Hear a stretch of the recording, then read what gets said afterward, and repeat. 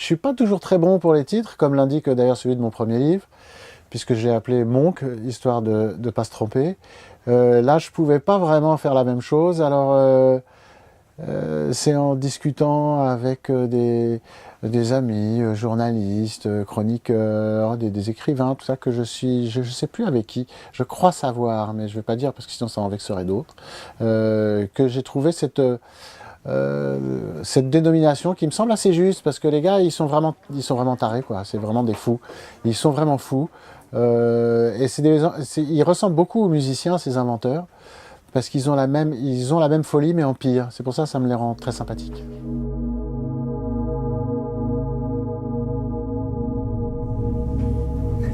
Alors, la musique est un art très conservateur, ouais. Et avance un petit peu à reculons, je dirais. Mes inventeurs, ils sont vraiment un pied dans le présent, un pied dans l'avenir, quoi. C'est des gens qui sont toujours avec un sentiment ils sont dans la vie contemporaine avec un sentiment désagréable que franchement, ça pourrait être mieux, quoi. Et que c'est eux qui pourraient arranger le coup. Et du coup, ça les responsabilise énormément dans leur folie. Et alors, ça prend des formes extrêmement variables et complexes, et parfois complètement inutiles. Il y a des gens qui considèrent que inventer quelque chose, c'est essentiel à l'humanité, mais en fait, c'est juste essentiel pour eux. Mais ceux dont je parle, ils ont vraiment fait avancer le public.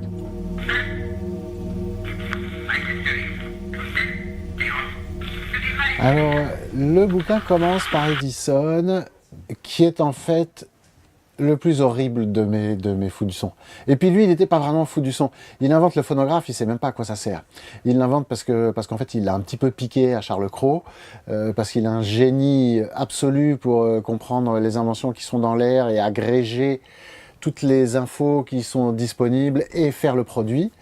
Mais c'était pas du tout un mélomane, c'était pas du tout un gars qui était quasiment complètement sourd d'une oreille et à peine moins de l'autre. Donc c'est quelqu'un qui a beaucoup fait avancer le domaine du son. Il a fait, je le dis dans mon bouquin, il a également inventé le métier d'inventeur, ce qui est quand même très important. Et donc ça sert un peu de modèle à tous ceux qui passeront après lui et qui se disent « Ah ben moi aussi je peux le faire, je peux devenir millionnaire avec juste une idée et un peu de travail, quoi ».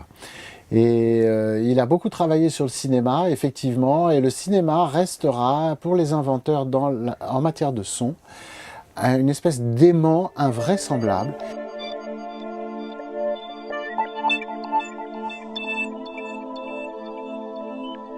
Le gars qui a inventé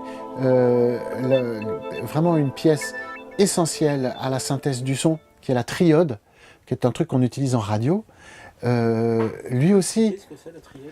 Alors, la triode, c'est une ampoule, une lampe, comme on dit des amplis à lampe. Donc la lampe a été inventée par Edison, enfin non, par un Anglais, mais a été brevetée par Edison, qui a remarqué qu'elle avait des propriétés électromagnétiques. Il note, il dépose le brevet et les autres se débrouillent.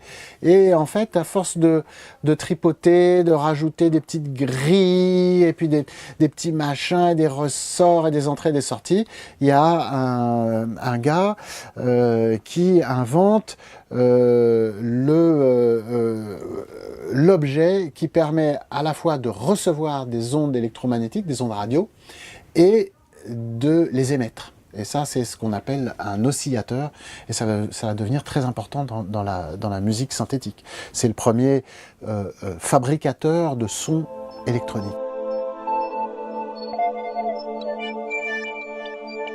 Alors, ce qui est intéressant en musique, c'est que les courants musicaux s'approprient tout de suite les formats disponibles. Du 78 tours de 3 minutes, on passe au 45, on peut aller jusqu'à 5 minutes, puis au 33 tours, on peut aller jusqu'à 20 minutes. Et à ce moment-là, eh bien, les formats des chansons s'allongent, et il en va de même pour les instruments de musique. À partir du moment où des instruments de musique électronique sont disponibles dans les magasins, ce qui arrivera réellement dans les circuits de masse après la Deuxième Guerre mondiale, la radio, c'est les débuts de l'électronique. en musique, parce que ce sont les mêmes outils, justement, et que ce soit Térémine, l'ingénieur russe, qui a été vraiment le père de la synthèse électronique moderne, ou que ce soit Maurice Marteneau, notre fierté nationale, qui a en fait exploité à peu près la même idée que Térémine, ce sont tous les deux des ingénieurs, des jeunes ingénieurs qui se retrouvent à la guerre de 14 dans les premières unités de radio. On a besoin d'ingénieurs, de gens intelligents, et non seulement eux ils sont intelligents ingénieurs, mais en plus ils sont musiciens. Et quand ils passent devant les postes à galène, comme ça ils s'aperçoivent que ça fait des interférences bizarres, des sons, et un ingénieur normal dirait il faut que je me débarrasse de ces interférences qui nuisent au signal. Eux les musiciens disent ah trop marrant, si j'arrivais à les maîtriser je pourrais faire de la musique avec. Et donc c'est comme ça qu'ils commencent. Et les développements de la radio vont accompagner les développements de la musique. Et ce qui est drôle, c'est que la musique devient elle-même, la radio, pardon, devient un vecteur de transmission de la musique. C'est-à-dire, c'est la première chose qu'on transmet à la radio, c'est de la musique.